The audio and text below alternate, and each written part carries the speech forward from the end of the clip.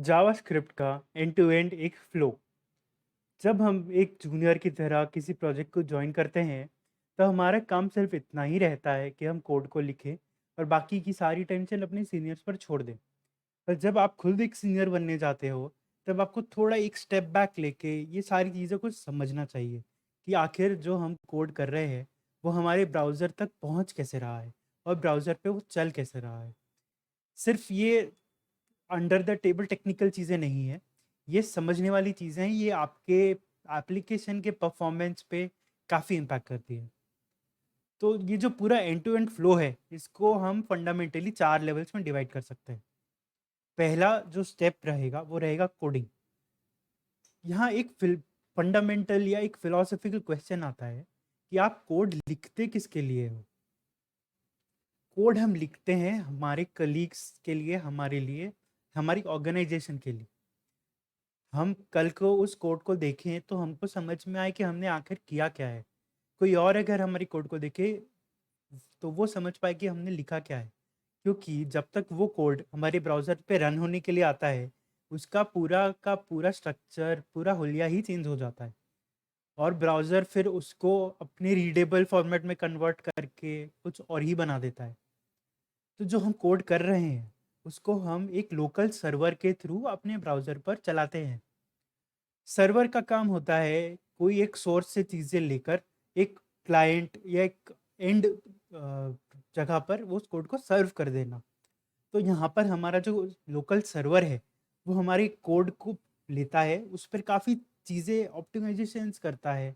उस प्रोसेस में बिल्डिंग आती है, बंडलिंग आती है, बहुत कुछ होता है। उसके ऑप्टिमाइजेशंस काफ़ी सारे होते हैं। उसके बाद वो हमारे ब्राउज़र को सप्लाई करता है। तो ये जो लोग इसमें काफ़ी सारे फीचर्स और भी हैं जो हमारे सिर्फ डेवलपमेंट के फेज़ में काम आते हैं। जैसे एग्ज़ाम्पल दूँ तो एक हॉट मॉड्यूल रिप्लेसमेंट का।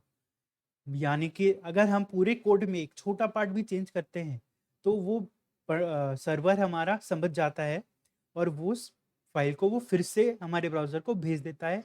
हमको बिना रिफ्रेश हिट किए हमारे स्क्रीन पर नया आउटपुट दिख जाता है। तो ये कोडिंग वाली स्टेप के बाद हम क्या करते हैं, हमारे कोड को गिट के थ्रू एक रिपॉजिटरी पे भेज देते हैं। वो रिपॉजिटरी गिटहब की भी हो सकती है, अज्योर की भी हो सकती है, काफ़ी चीज़ें हैं।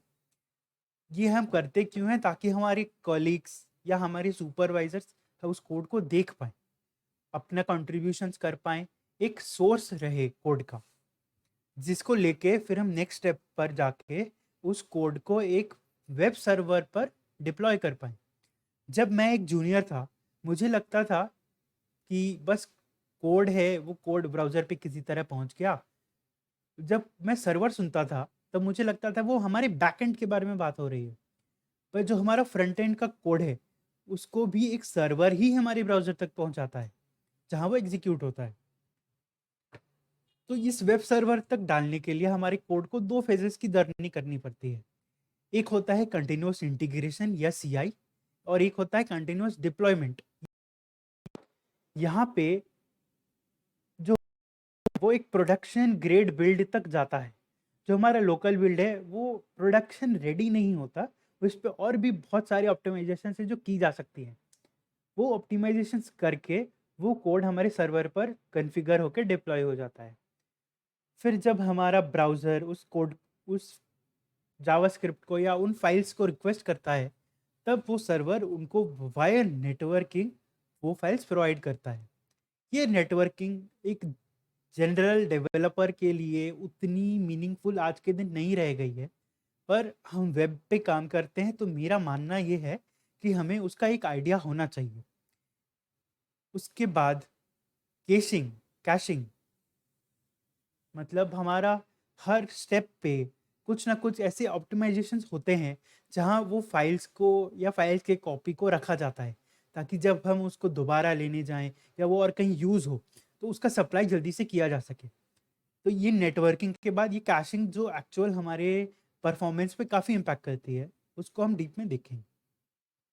फिर जब हमारा कोड हमारे ब्राउज़र तक रीच हो जाता है, वो ब्राउज़र उस कोड को एग्ज़ीक्यूट करता है। वो उसके लिए उसके पास एक सुपर पावर या उसके अंडरनीथ एक टूल होता है, जिसको हम बोलते हैं जावास्क्रिप्ट इंजन। हर ब्राउज़र के पास अपना एक इंजन होता है।